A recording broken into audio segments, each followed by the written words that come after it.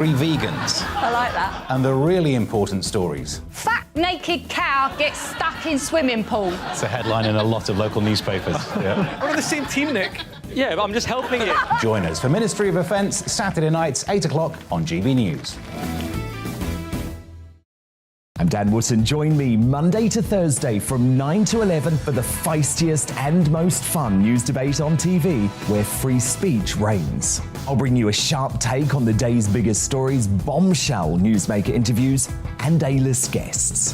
And I guarantee you, no spin, no bias, no censorship, and no reason to go to bed. That's Dan Wootton tonight, Monday to Thursdays from 9 on GB News.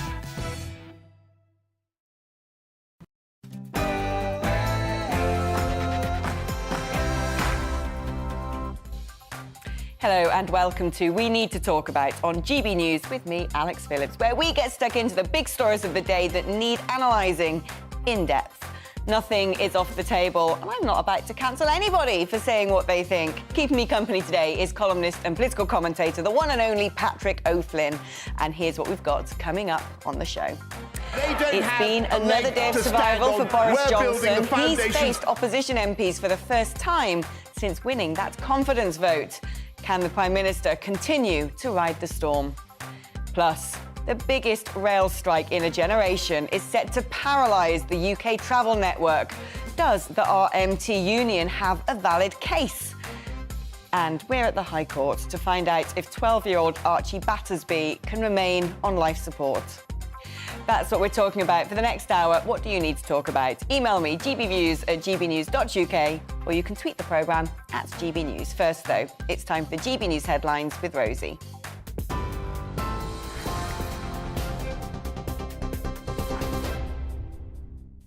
A very good afternoon. It's just 1 minute past 2.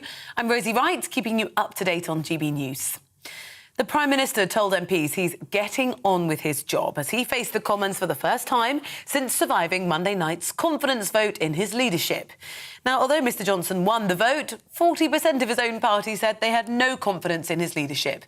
The vote had been prompted by the Sue Gray report into lockdown parties, but MPs are also unhappy with legislation to override the Northern Ireland Protocol and high taxation. Labour leader Sir Keir Starmer challenged Boris Johnson on the NHS, adding that when the Prime Minister falls short, he changes the rules and lowers the bar.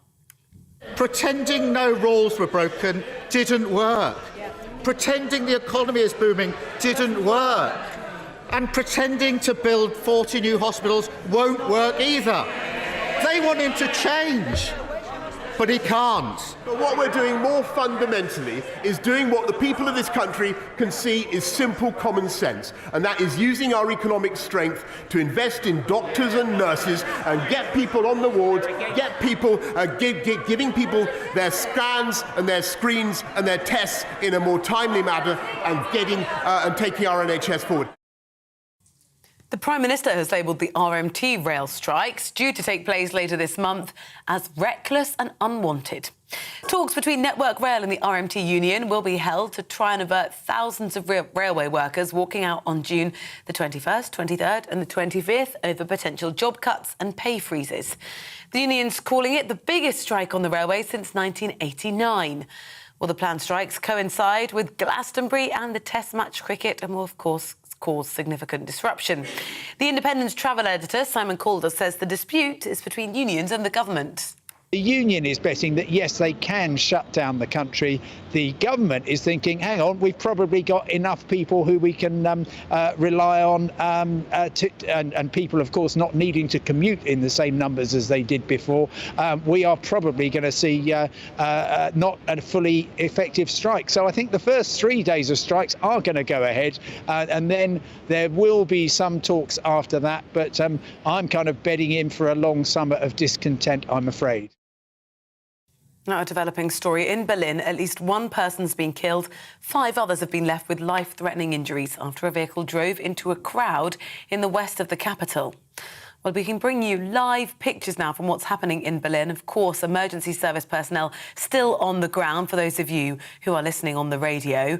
Well, the newspaper Bild has identified the victim as a teacher, one of the victims, as a teacher who was in the street with a group of her school children. The driver has been identified as a 29-year-old German Armenian who's been detained by police. At this point, the motive is unclear. German police say more than a dozen people were injured. Around about 10:30, a car drove into a group of persons, and in that case there were injured more than 12 persons, some seriously, one is dead. The actor John Barrowman happened to be in the area at the time in the city, and he posted a video on Twitter to describe what he saw.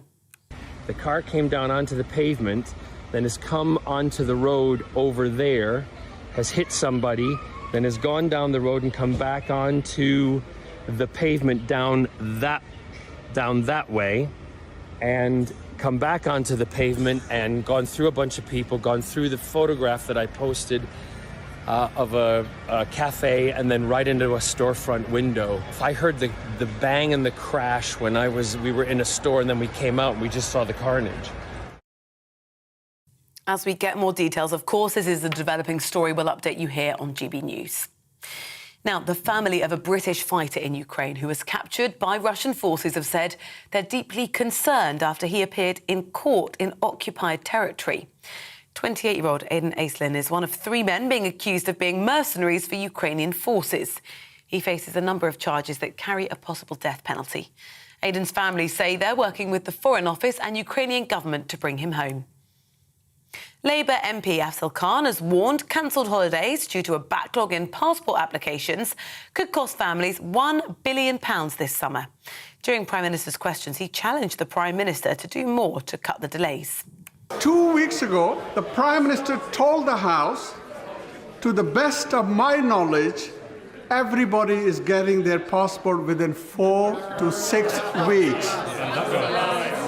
However, the Passport Office is currently quoting a 10-week service time, with many of my constituents waiting well over that period. 91% are getting their passport within 6 weeks, I can tell him, Mr. Speaker. And we are putting hundreds and hundreds more staff into the Passport Office. This is GB News and you're up to date. I'll bring you more as it happens. Now let's head back to Alex and we need to talk about.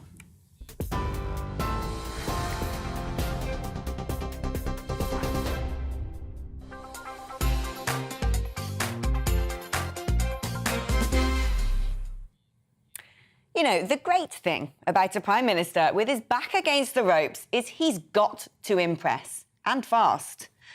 Boris could be forgiven for not yet building a legacy beyond the fast vaccine rollout and arming Ukraine, both mega achievements during unprecedented crises.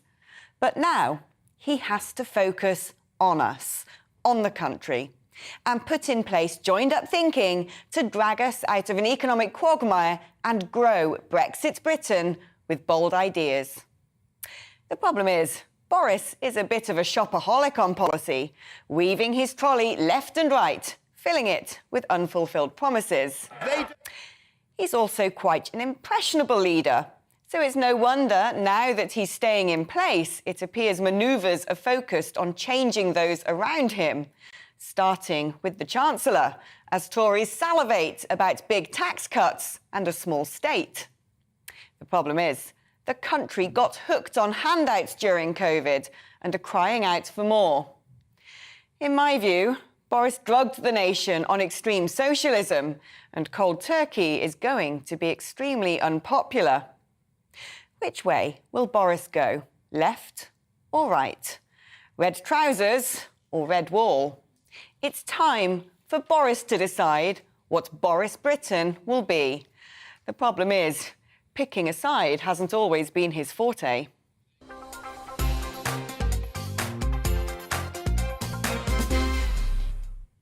Well, the PM faced MPs for the first time this morning since winning that vote of confidence on Monday. Let's hear from our political editor, Darren McCaffrey, who's in Westminster. Darren, what are your thoughts on the recently passed PMQs? Well, really interesting, isn't it, Alex, that Keir Starmer, the Labour leader, didn't go on that confidence vote. Yes, there were quips here and there, but in the end, he didn't decide to focus on that issue. You may think it was an open goal. for the Labour leader to do that. It certainly would have made the Prime Minister feel uncomfortable. But I think the Labour Party view this actually as a kind of internal Conservative matter, and the worst thing that Labour could do in kind of attacking the Prime Minister in that way is that they might unite the Conservative Party from their point of view, and I think that's why Keir decided to swerve the issue almost entirely. He did focus on the National Health Service, and quite effectively, it must be said, at times talking about the long waiting lists at A&E for seeing GPs and for cancer care, and suggesting that this is not pandemic related but stretches back the best part of a decade. For the Prime Minister's response, he can rightly point to the fact that the government is investing records amounts of money in the National Health Service and that they are recruiting more doctors and nurses, though with doctors it doesn't seem they're going to hit that target of 6,000 by the end of this Parliament. The problem is that extra money actually getting to the front line? Is it showing up in results? Because it's clear that many members of the public don't think it is. There is a massive pandemic backlog, there is no doubt about that. It's going to take a long time to clear, and I think this is why it is an issue, even though the public understand that backlog, that is quite tricky, I think, for the Conservative Party, despite the fact that they are pumping a lot of money into the National Health Service. And it is a reminder, I think, Alex, that aside from all the politics here at Westminster and about the votes and the wranglings and the rows within the Conservative Party, actually out there in the country there are big issues that face this government, and really tricky ones as well. It's not just the National Health Service, but today the OECD claimed that Britain's economy next year is essentially going to remain stagnant with 0% growth, that we will be bottom of the pile just above Russia in the G20, and again that means that people's standards of living will continue to slip over the next year. Inflation could well hit 10% by the end of the year, and we know that petrol prices could hit a record high as of tomorrow, costing maybe up to 100 quid for an average family to top up their car. And all of that, of course, whether the government likes it or not, many people will pin that on the government, and that is why, as I say, irrespective of what Conservative MPs think, Boris Johnson's got a pretty difficult task, simply because, you know what, it's pretty tricky out there at the moment on the economy, on the health system, and it must be said also on immigration too. Darren, thanks ever so much. Fantastic analysis, as always. Darren McCaffrey, our political editor, giving us an in-depth explainer. Well, I'm delighted to be joined in the studio by Conservative MP for Lichfield, Michael Fabricant. Michael, I mean, everyone, it seems to me that Monday's vote of no confidence is gone, packaged away, that there seems to almost be a sense that Conservative MPs appreciate he's going to stay in place. And, you know, they're now calling for him to make big moves, whether it comes to tax cuts or replacing those around him. What do you think the Prime Minister's agenda is going to be? What does it need to be? Well, he needs not to have a vacuum, because when you have a vacuum, that's when people fill it, and the people fill it with something which isn't always necessarily very good. But he did well, actually, I thought, today at PMQs, and I texted him afterwards and said, you were brill, and I said, you know, you're always at your best when your back is against the wall, and he sort of winked back at me, sort of thing.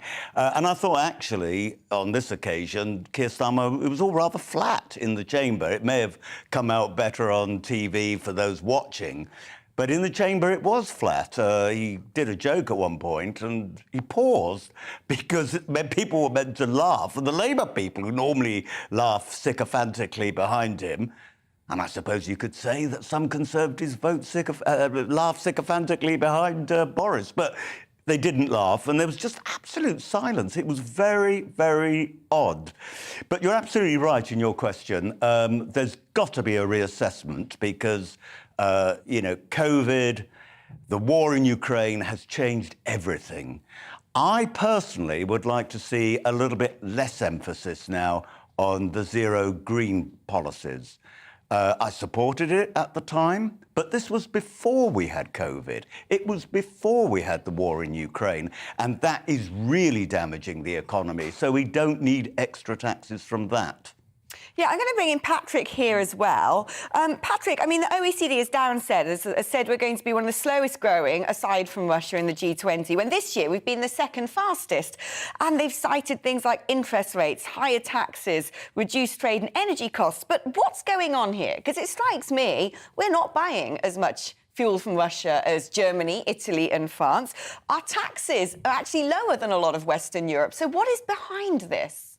Well, it's important to say that long-term economic forecasting, even medium-term economic forecasting, isn't the most highly developed science. So, yes, that's what the OECD is having a punt at. And I think they're right to say there are economic headwinds coming that might persuade Rishi Sunak to kind of change the fiscal position of the government, and voices off like Lord Frost are saying, go for growth. Basically, don't worry too much about the extent of deficit and debt at the moment. The markets, the money markets, aren't spooked. What they will be spooked by is if we tip into recession, in which case the public finances will get worse anyway. So I do think we're going to see a lot of pressure on Rishi Sunak to deliver a kind of more expansionary policy, perhaps a more relaxed way of getting the deficit down with some targeted tax cuts. But as for Keir Starmer falling flat, well, I think it's very interesting that I think Labour have been getting back from focus groups and polls that people are kind of sick of Partygate. They do now see it increasingly as a media witch hunt led by woke so-called competitors of GBNews who are just full-on anti-Boris Johnson. And so I think Starmer has stepped back from the high moral tone and quite sensibly is beginning a much longer-term thing about trying to paint Boris Johnson as the great non-deliverer. Now, he concentrated on healthcare. One of his other shadow ministers concentrated on the passport backlog. You've got, obviously, the chaos at the airports and the rail strike coming. The idea that Britain under Boris Johnson is a country that doesn't really work is probably a better way forward medium term for Keir Starmer. But it does mean that Labour seems to have given up on the idea of blowing him up in the very near term. And it's interesting, by the way, that Sir Stephen House, who is the acting Metropolitan Police Commissioner, made it very clear in evidence to a committee in the House of Commons just 2 weeks ago. And I've hardly seen any publicity about this, where it said we did a full investigation.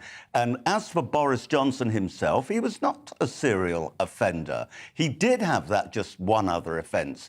If he had done other offences, he would have got fixed penalty notices. But you know what? He wasn't there. Of course, that doesn't fit in with the opposition narrative, but it's the truth. And by the way, just also, I don't want this to be a love-in, but something else that Patrick said when he talked about OECD forecasts.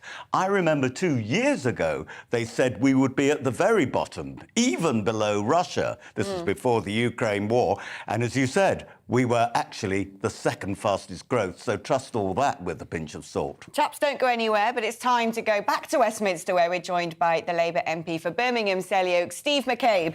Steve, I mean, that my two guests today, Michael and Patrick, both saying that Keir Starmer wasn't really going after Boris's jugular on the vote of no confidence, more about all the problems facing Great Britain at the moment. But does the Labour Party have a better plan than the Conservative Party right now?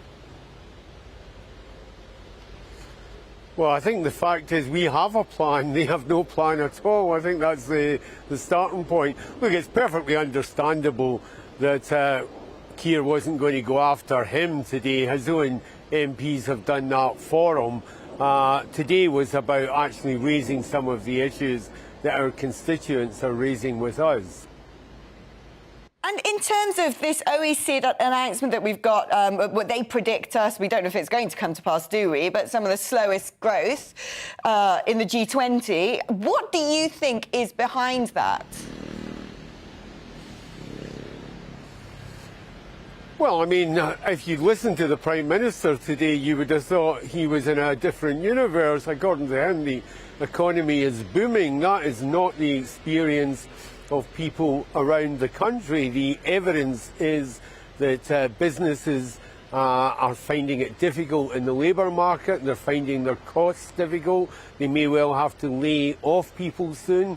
There are some businesses that are already at the brink, and there is no obvious sense of any growth in our economy at all.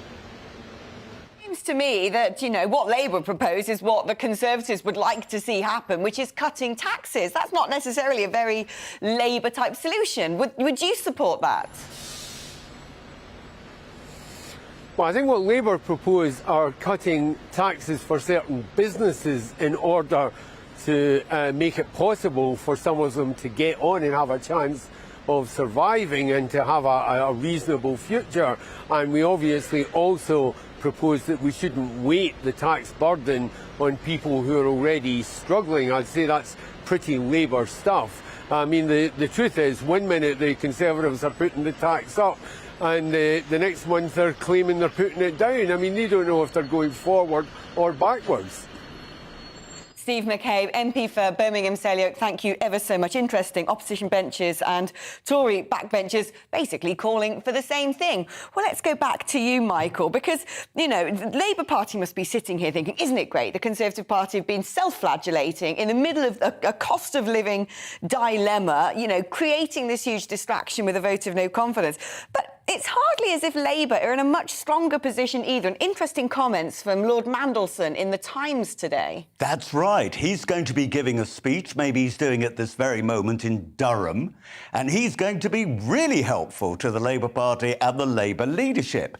And what The Times has said, what Mandelson is saying, according to The Times, they've seen the advanced copy of what his speech is, Sir Keir Starmer will struggle to win the next election, he says, unless Labour overhauls its economic policy. Then he goes on to say Starmer needs to demonstrate ambition and hard thinking, and that there's a desperate need for Labour which must retain parts of Boris Johnson's economic strategy or the country will collapse. And just to make things a little bit worse, Tony Blair has come in on the back of this and said, helpfully, that Peter Mandelson is right. Labour has got to get its act together. All the ghosts of Christmas past lining up to commit a little bit of political self-harm. Michael, thank you ever so much. Always fun having you in the studio. You're with GB News on TV and radio. Coming up, the dramatic rise in the cost of fuel is hitting people hard. We hear from one farmer who fears for his livelihood. Time for a short break now and a check on the weather forecast. Hi there, I'm Aidan McGivern from the Met Office. Another fine day to come for the far north of Scotland. Showers elsewhere across the UK, with more prolonged rain for some.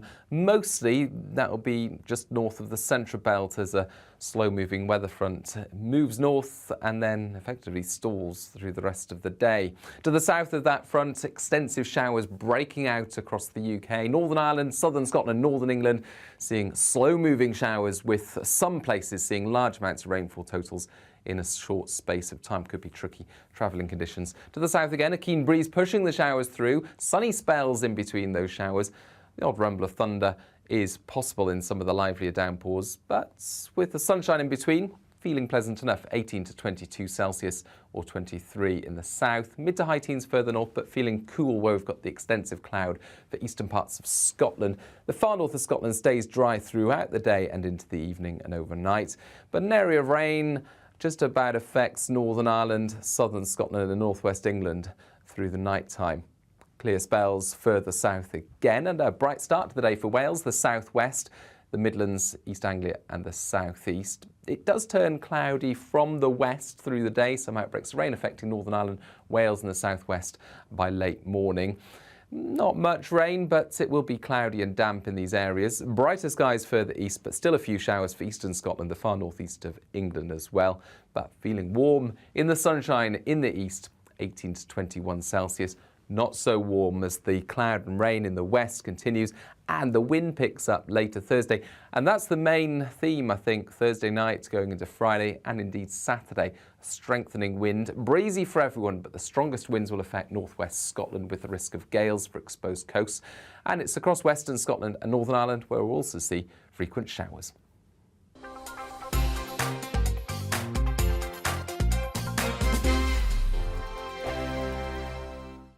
We are GB News. We're right across this great nation. On TV, on radio, on digital. Absolutely everywhere. We don't talk down to you. We embrace all voices. With honest and civilised conversation. We're not part of the establishment. We're one of you. And we're only getting started.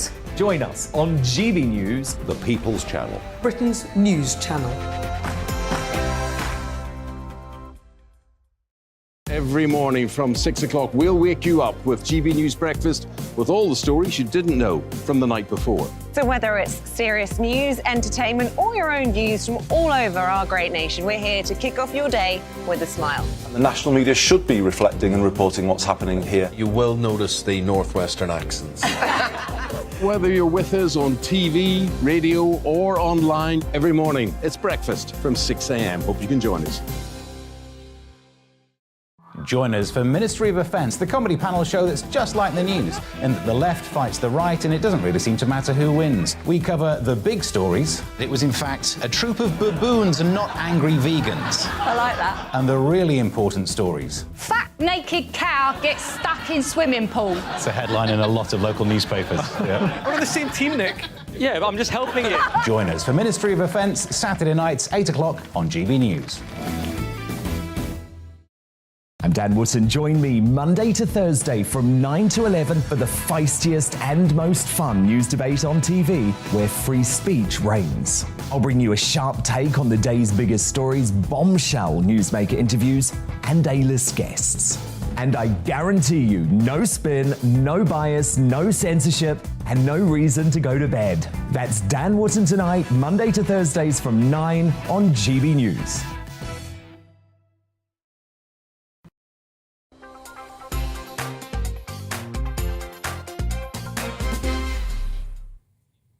The rising price of fuel is hitting everyone hard. One sector seriously feeling the pinch is farming.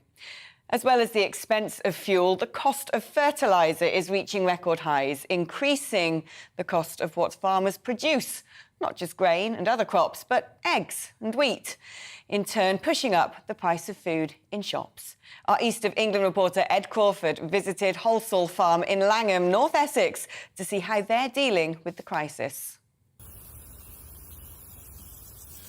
Along the Suffolk-Essex border is the village of Langham. George is one of Britain's young farmers determined to keep farming the land, feeding the nation and helping the industry grow. I caught up with George to try and understand why we are seeing a spike in food prices and what are the challenges facing farmers. Probably the biggest challenge at the moment is fertiliser prices rising, but with the fertiliser prices, the end product prices has gone up as well because the input costs are going up. So fuel, fertiliser, labour, everything's going up. On Wholesale Farm they grow a number of crops like wheat, potatoes and sugar beet. George is a new breed of British farmer taking a focus on regenerative farming techniques which he believes will make British farming stronger in the future. Regenerative agriculture is a conservation and rehabilitation approach to food and farming systems. It focuses on topsoil regeneration, increasing biodiversity, enhancing ecosystem services and ultimately strengthening the health and vitality of the farm soil. Back at the farm, I asked George about seasonality. However, he would still be dependent on fertilisers, which have increased by more than 10% in the last 12 months to March. Feed wheat, a key component of raising livestock, has seen a 20% increase in the first 4 months of this year. So some of the challenges in British beef farming is the rises in prices. So our fertiliser and fuel, etc. is going up. That is then producing food for them. And that's having a knock-on effect. That's why you're seeing rises in the supermarket, is because the price of beef is costing more to produce. So you're now seeing it in the supermarket. So George, there's a lot of people who say that Britain has become far too dependent on importing foods into the country rather than homegrown production. If we changed more to seasonal produce and seasonable vegetables, do you think that could be a positive change in the industry? If we use seasonal veg, I think it would give farmers a diversity opportunity to grow different crops at different times of the year. I think it would be an important part to be self-sufficient. And I think that's important, especially with what's happened in the last 2, 3, 5 years with Brexit, Ukraine and COVID. I think we need to be more seasonal and local to survive these global events. For George, his suckler herd is his pride and joy, but the viability of beef farming is becoming continuously stretched. With global fertiliser prices continuing to rise, it seems the knock-on effect on the farmer will continue to be felt by the consumers at the checkouts. For GB News, this is Ed Crawford. Well, news broke a couple of hours ago that one of the UK's, or in fact the UK's biggest fertiliser producer, CF Industries, is set to close one of its plants this summer. They produce 60% of the country's carbon dioxide. We've seen before that this has impacted things like the stunning of animals as well as the preservation of food. Patrick, it's just more and more miserable news. Fuel prices could hit £2 per litre by the summer, and yet news also broke that the cost of wholesale petrol has unexpectedly dropped by 5 pence today. So what is going on? Well, I think in the British sort of retail fuel market, it's notoriously sticky. The prices that have gone up in response to cost pressures, they do seem to come down a lot slower. Now, the petrol retailers debunk that and say that's not fair, that's not true. But the tax, for instance, the tax concession Rishi Sunak gave in his spring statement, whatever it was it 5p a litre off or something like that, has already been much more than swallowed up by subsequent rises in prices. And as you say, the forecast is for further rise in prices. Well, if that wholesale reduction is sustained, you would expect to see that feeding through to a reduction in the pumps. If it doesn't, then the government is going to come under a lot more pressure to take more action, one thing of which might be a further reduction in the rate of excise. Yeah, it strikes me that we need a pretty bold agricultural policy as well now we've left the EU. Patrick, thank you ever so much. You're with GB News on TV and DAB radio. Coming up, the biggest rail strike in a generation is set to hit some major events this month. Does the RMT union have a valid case? Now it's time for a check on the news headlines.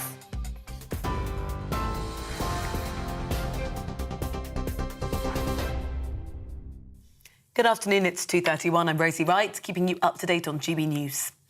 The Prime Minister told MPs he's getting on with his job as he faced the Commons for the first time since surviving Monday's confidence vote in his leadership. The Labour leader, Sir Keir Starmer, challenged Boris Johnson on the NHS, adding that when the Prime Minister falls short, he changes the rules and lowers the bar.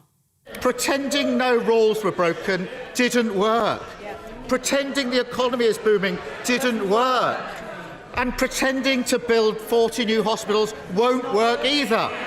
They want him to change, but he can't. But what we're doing more fundamentally is doing what the people of this country can see is simple common sense, and that is using our economic strength to invest in doctors and nurses and get people on the wards, get people, giving people their scans and their screens and their tests in a more timely manner, and taking our NHS forward.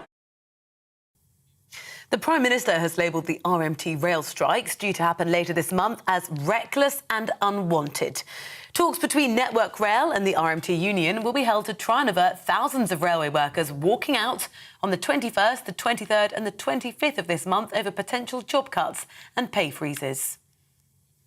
Now, a developing story in Berlin. At least one person has been killed. 5 others have been left with life-threatening injuries after a vehicle drove into a crowd in the west of the capital.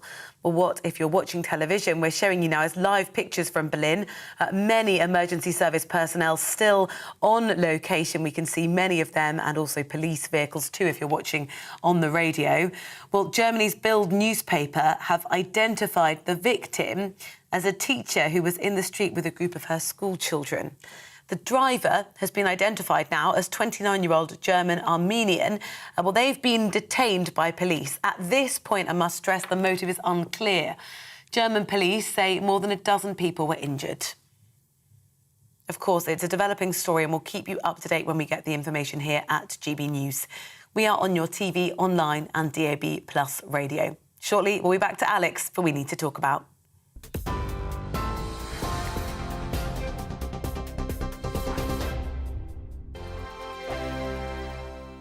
We are GB News. We're right across this great nation. On TV, on radio, on digital. Absolutely everywhere. We don't talk down to you. We embrace all voices.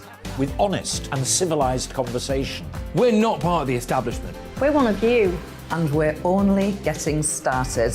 Join us on GB News, the People's Channel. Britain's news channel.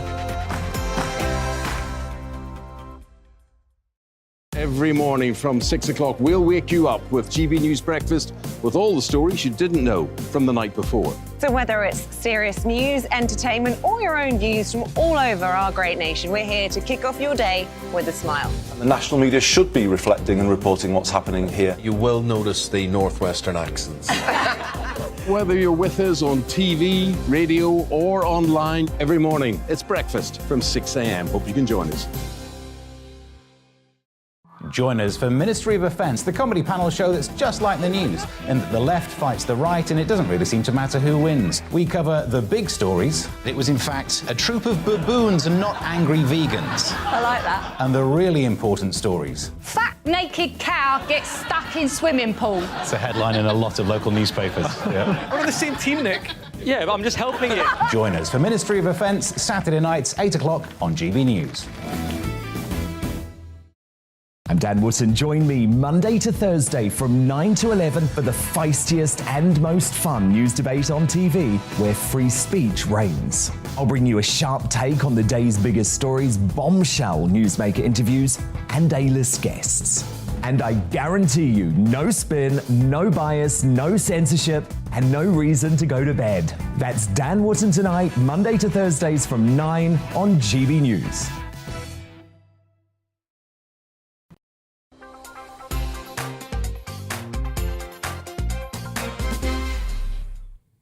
Knock, knock. It's 1974 again. You've nicked our energy crisis and stagflation. Now you're after our strikes. But while industrial action almost 50 years ago was centred on mining, today it's all about transport. And while back then, a 3-day week was brought in to manage the crisis that ensued, the RMT union's 3-day strike will grind the country to a halt amidst an energy crisis already creating misery. It will also feed the selfish demands of lazy work-from-homers who want more time out of the office and more pay, as Backlog Britain already bashes those who do roll up their sleeves and get on with getting on. And the union itself doesn't really seem to get it. Surely, by screwing up travel for the country, millions of tickets will need to be reimbursed, costing rail companies heaps of money that could be going into their workers' pay packets. Well, I'm joined now by barrister and former firefighter Lucy Massoud. Lucy, these strikes are set to cause misery for a lot of people. Do you think they're justified? Absolutely. I was a firefighter for 12 years, and during that time, I was forced to go on strike on 2 occasions. And it was never something I wanted to do. I joined the fire service to save lives, not to go on strike. But when we did go on strike, it was always the last resort, but it was always the right decision. And it was something that we had to do and were forced to do. With this strike, this is the first national rail strike, I believe, since the 1990s. That's the first national rail strike in over 30 years. Clearly, this is not a decision that the RMT has taken lightly. And we need to remember, since privatisation of the rail service took place in the 1990s, the railways have just become an absolute disaster. They're dirty, they're expensive, and they're unreliable. Yet, despite all of that, the franchises that are involved with the railway services are taking massive profits each year, and the people who are getting a bum deal are the workers and the passengers. And here we have thousands of railway workers who have been underpaid for many years, who have been subject to a pay freeze thanks to this government, who now find themselves in the middle of a cost of living crisis and are also threatened with mass job losses. Yet at the same time, their fat cat bosses are receiving over £500 million profit every year and giving themselves bonuses during a pandemic. So it's understandable to see why the RMT have felt the need to, as a last resort, take this action. It's unfortunate, and I'm sure no one in the RMT wants to go out on strike. You know, we are in the middle of a cost of living crisis. They will lose money by going on strike. But it is always the last resort. It's something that union members do with a very heavy heart. And, you know, you would be guaranteed that the RMT would have been around the negotiation table for years before this decision was taken. And it's just unfortunate that a compromise has not been able to be reached. I mean, you say that, they're really poorly paid in the face of rising inflation. A lot of people are in that situation. But actually, a lot of members of the RMT have an average salary of over £40,000 and count among some of the better paid public service workers in this country. So what exactly are their demands? Is it just more money, more time off? What are their concerns? What are they asking for? Well, there is this narrative put out that it's just a bunch of greedy train drivers who want more money. Actually, if we look at the majority of people who work for the railway service and who are taking this industrial action, they're not train drivers, they're cleaners, they're signal workers, they're people who work at the railway stations who are on very low pay. Look, a trade unionist, you're never going to get me arguing that a trade union member or who works in the public sector is being paid too much. But the majority of people who are going out on strike are low-paid workers. It's been great having you on the programme. Very well put, can I just say. You made your case extremely well. Barrister and former firefighter, firefighting there on behalf of the RMT. Well, let's speak to my studio guest, columnist and political commentator, Patrick O'Flynn. I mean, listening to Lucy there, you think, well, yeah, these are cleaners, these are signal workers. They haven't been paid well and they don't want to take action, but they feel they have to. I mean, that sounds pretty plausible. Well, it doesn't really accord with the record of the RMT or indeed the other rail union, ASLEF, down the years. They are quite strike-prone, and there may not have been technically a national strike for a long time, but it certainly at times seemed like there has been. There's certainly been big regional strikes, and obviously anyone who commutes into London or lives in London will know that the summer of strike action on the tube is by no means uncommon either. Where I do agree with Lucy is it's not the RMT's job to defend and promote the national interest. Their only job is to improve the pay and conditions of their members. It's the job of the management of those of Network Rail and the train companies and the government, indeed, to impose a wider picture and some order. And what we've got here is an equilibrium where the RMT effectively can close down some very expensive infrastructure, vital infrastructure that we've all paid for by going on strike, if they can convince their members to do so. And they tend to do that every couple of years in order to bid up their wages and also send a signal of strength to the management. Now, that's going to carry on. It's no good the government, via certain sympathetic newspapers, just blaming Labour for not condemning the strike. The question is this government or are the management, are they going to do anything about it? You know, and that would mean doing something like, for instance, long time ago, Ronald Reagan did with the air traffic controllers. Rupert Murdoch did with the print workers, and that is busting the monopoly by recruiting a shadow workforce. You know, would Britain support that kind of tough action? Is Boris Johnson capable of organising it? You know, one somehow doubts it. So everyone's taking posturing positions here. The RMT are just doing what a trade union does rather effectively, and it's the commuter who's suffering the consequences. Yeah, Patrick, I totally agree. Want to know your views. Is this strike too far, or do you support the planned action? I can imagine what a lot of you are going to say, but email me anyway, gbviews@gbnews.uk, or tweet us at gbnews. Now, I don't know about you, but I am so fed up with hearing the word crisis, climate crisis, migrant crisis, now cost of living crisis. According to headlines, we've been living in Armageddon for the best part of over a decade. Yes, the stuff costs more and it sucks. But are we really on the cusp of some kind of Horn of Africa-style famine, where families face starvation were it not for handouts? If you listen to most of the media, who love banging on about 1 in 6 homes relying on food banks and how evil the government must be to have allowed this to happen, you'd think we were the Soviet Union in the 1930s. Yes, I know there are genuinely families out there who really can't afford to feed their kids, and that is a disgrace. But trotting out disaster figures conjured up by hyperventilating charities without questioning them, as if the nation is on the brink of collapse, is actually quite sick. Pretending there's a poverty pandemic to bash the government is all too predictable, from moralising media lovers bemoaning Boris over their £7 vegan kombuchas. It's alarmist and it's dangerous, because perspective is important, especially when things could be about to get a whole lot worse. Well, joining me now on the show is Head of Lifestyle Economics at the IEA, this programme's favourite, Christopher Snowdon. Always fantastic having you on to cut through the nonsense and tell us like it is. Whenever I read these headlines, Christopher, I kind of think, is it really, really that bad? I'm not saying it's not bad, but is it really, really that bad that 1 in 6 households can't feed themselves?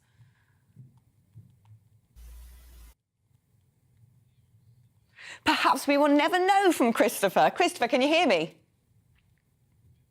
Not very well, I'm afraid. No, can you hear me? I can hear you now, and I'm glad because we really want to. So I'm going to try that again. A lot of the headlines are saying that 1 in 6 households are dependent on food banks, which is a pretty grotesque statistic. Do you think this is hyperbolic, or do you think that's actually quite accurate? I would be surprised if that's accurate. Food bank figures are often misused. One good example is that they would suggest that the number of food banks, the number of food parcels that are being delivered are the number of people who use them, so that hugely inflates figures. 1 in 6 sounds very high. I can believe 1 in 6 people might have used a food bank at some point in 1 year, which is disturbing enough if they really needed to do that, though. I mean, people keep saying cost of living crisis, and I think it's terrifying the nation half to death and making everyone feel like times are super hard. But it seems to me that things could get a lot worse. Is it about time the government managed expectations a little bit? I think the real problem with calling it a cost of living crisis is that what it really is high inflation. And the answer to the cost of living crisis is likely to be different to the answer to high inflation.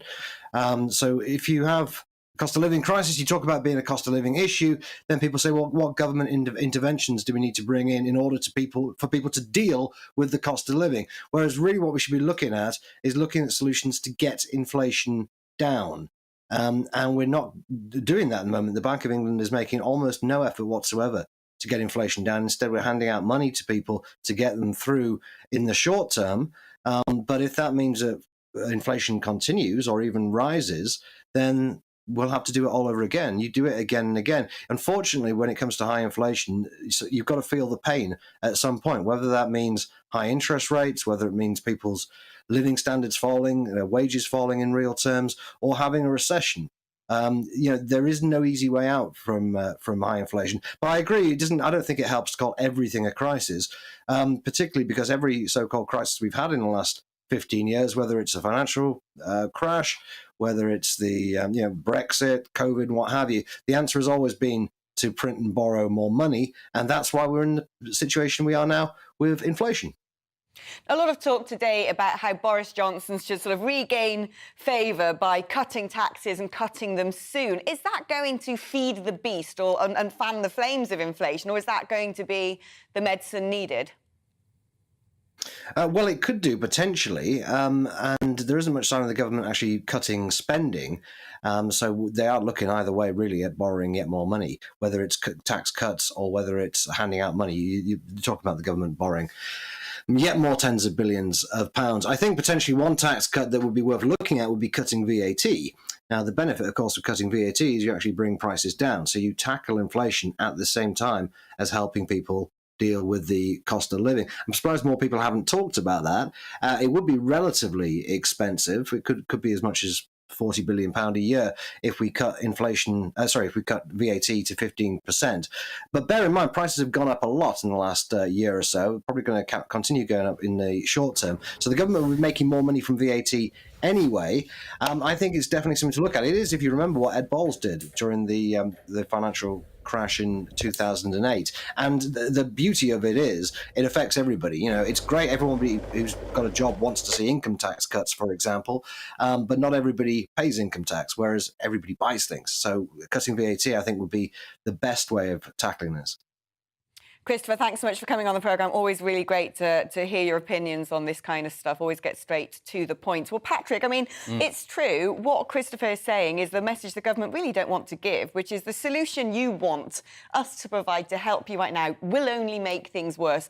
Right-wing politics is supposed to be all about individual agency, but they're not really giving people agency. You're telling them this and saying times are going to be hard and this is how you can help yourself. Up to a point, but when you think, how did this government win the election? It won the election by winning the so-called red wall of tended to be older, formerly Labour voting working class people.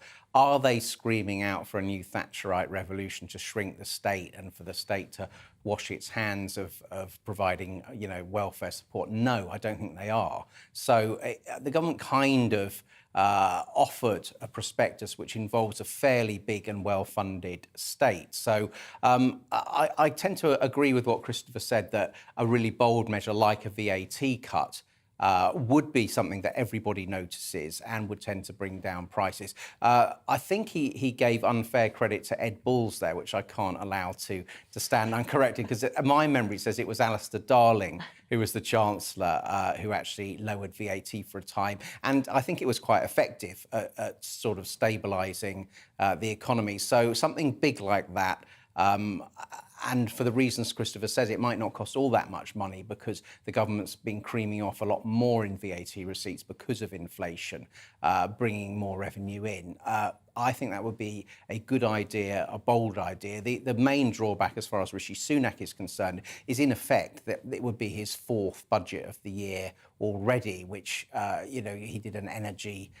two energy sort of packages for help. He did his spring statement. If he comes back again with yet another budget, he can say it's turbulent times, but it doesn't look like the most stable or steady hand on the tiller or the most well-worked out strategy. You have to feel for Sunak. Since the minute that man got the job, it's been nothing but drama, poor man.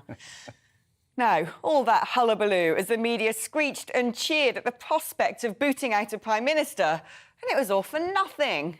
It kept us entertained for a while and keeps people like me in a job. But it does make me think, when it comes to scandals, we're a bit lame, aren't we? The spectacle over a political party in power pummelling itself over petrol station sarnies and a bottle of Prosecco must seem rather quaint to countries who have regimes with harems and threaten to nuke each other and build palaces out of looted diamonds. Still, if that's the best of the worst, it's good to be British, isn't it? Now, I know this might surprise some of you, but in the battle over phone chargers, I'm with Brussels. Why is it the dividing line over Brexit is so ludicrously tribal? Sometimes the EU is capable of doing useful stuff, despite largely being a bloated, brainless blob that needs constant rescuing from itself. Brussels has decided that all phones must be chargeable by USB, so greedy big tech companies can't ruthlessly profit from selling overpriced wires and leaving people scrambling around to find the pokey bit on the end that fits. But no, because the EU said it, it must be bad. Although saying that, when it comes to plugs, I'm 3-pin all the way, even if it means constantly buying those adapters at airports only to accumulate hundreds hidden away in your drawer of disgrace with used batteries, takeaway menus and phones from the 1990s. So, SAG is going to take an axe to the NHS woke workforce and get rid of all those diversity managers who are paid to moan about how kidney transplants are racist or whatever. Well, that's good. It will save a bob or two. But it's hardly going to save the lives of thousands of people whose ambulances didn't turn up and whose cancers go undiagnosed. Meanwhile, half the government seems scared of using the word woman, while Whitehall is more interested in printing pronouns than policies, and Jacob Rees-Mogg's passive-aggressive post-it notes, all made for a good headline, but resulted in seemingly zero government workers actually returning to the office. Backlog Britain can't be painted over with a nifty little anti-woke splash or two. Now, I dread when the football season rolls around. No sooner has one string of tedious matches ended, another begins, with the reprieve in the middle gobbled up by transfer windows and strikers kicking cats or cavorting with hookers. For people who really don't care about football, there's only about half an hour every year when you don't have to hear about it. Well, it seems Love Island is the same. No sooner had I breathed a sigh of relief that I wasn't being bombarded with tawdry clickbait about some half-naked, brainless bozos threesome that a new slate of stupidly named boneheads who haven't even grasped the English language are knuckling around on an island like a pack of feral bonobos. We've reached peak saturation when it comes to islanders and influences. Isn't it time to bring back the gladiatorial ring and perhaps cull a few? Well, columnist and political commentator Patrick O'Flynn is somehow still here. Anything from that array of joy that you want to... Well, I must say I've never watched a second of Love Island, although I do notice there's a sort of Twitter Love Island thing which is intruding into my timeline. On football, I can tell you that you are actually quite blessed at the moment, because if it hadn't been for FIFA being so greedy and wanting billions off Qatar and putting the World Cup to the end of the year in a desert somewhere, the World Cup would actually be starting on Friday and we'd have a month of it. So you're definitely reasons to smile there. Although there'd be a bit of schadenfreude considering that I'm dating an Italian, so and they didn't qualify, did they? So I was looking forward to that one. But in terms of phone charges, it does strike me that I'm quite jealous if the EU get phones with all the same charger. I guess it'll probably happen for the UK market anyway.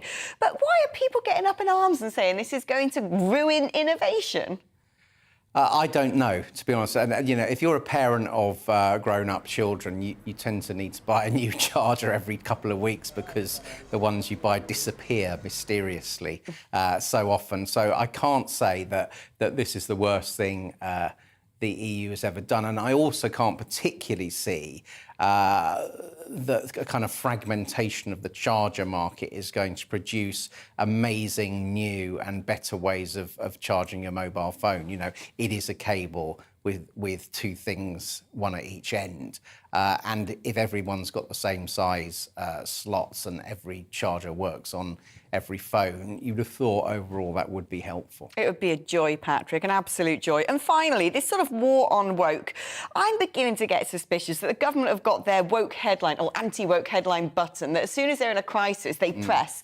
But when it comes to the big stuff, they're not really doing anything about it. No, and even on the little stuff, they're not doing anything. Does anyone actually think that Sajid Javid will drive out, you know, woke diversity officers and all the money they spend from the NHS? I don't think so, because the management has been captured by people who believe in it. And the danger, I think, for Boris Johnson in particular, is he starts to remind people of Ted Heath, who had an election on who governs Britain, and the country said, well, if you need to ask the question, it's obviously not you. So it's the government behaving like an opposition. And as you say, Rhys Mogany's little note, that got a lot of coverage. Nothing changed. Michael Gove said he was going to move the House of Lords to York or Stoke. Not going to happen. Changed. Patrick, one thing that also doesn't change is the end time of my programme. We've just passed it. It's been wonderful having you in the studio today. We'll get you back in again very soon. That's all I've got time for. Join me again for We Need to Talk About. Same time, same place, 2 o'clock tomorrow on GB News. Coming up next, it's The Briefing with Darren McCaffrey. First, though, it's time for the weather forecast. Bye-bye. Hi there, I'm Aidan McGivern from the Met Office. Another fine day to come for the far north of Scotland. Showers elsewhere across the UK, with more prolonged rain for some. Mostly that will be just north of the central belt as a slow-moving weather front moves north and then effectively stalls through the rest of the day. To the south of that front, extensive showers breaking out across the UK. Northern Ireland, southern Scotland, northern England seeing slow-moving showers, with some places seeing large amounts of rainfall totals in a short space of time. Could be tricky travelling conditions. To the south again, a keen breeze pushing the showers through. Sunny spells in between those showers. The odd rumble of thunder is possible in some of the livelier downpours, but with the sunshine in between, feeling pleasant enough. 18 to 22 Celsius or 23 in the south. Mid to high teens further north, but feeling cool where we've got the extensive cloud for eastern parts of Scotland. The far north of Scotland stays dry throughout the day and into the evening and overnight, but an area of rain just about affects Northern Ireland, southern Scotland and northwest England through the night time. Clear spells further south again, and a bright start to the day for Wales, the southwest, the Midlands, East Anglia and the southeast. It does turn cloudy from the west through the day, some outbreaks of rain affecting Northern Ireland, Wales and the southwest by late morning. Not much rain, but it will be cloudy and damp in these areas. Brighter skies further east, but still a few showers for eastern Scotland, the far northeast of England as well. But feeling warm in the sunshine in the east, 18 to 21 Celsius. Not so warm as the cloud and rain in the west continues, and the wind picks up later Thursday. And that's the main theme, I think, Thursday night going into Friday and indeed Saturday. A strengthening wind, breezy for everyone, but the strongest winds will affect northwest Scotland with the risk of gales for exposed coasts. And it's across western Scotland and Northern Ireland where we'll also see frequent showers.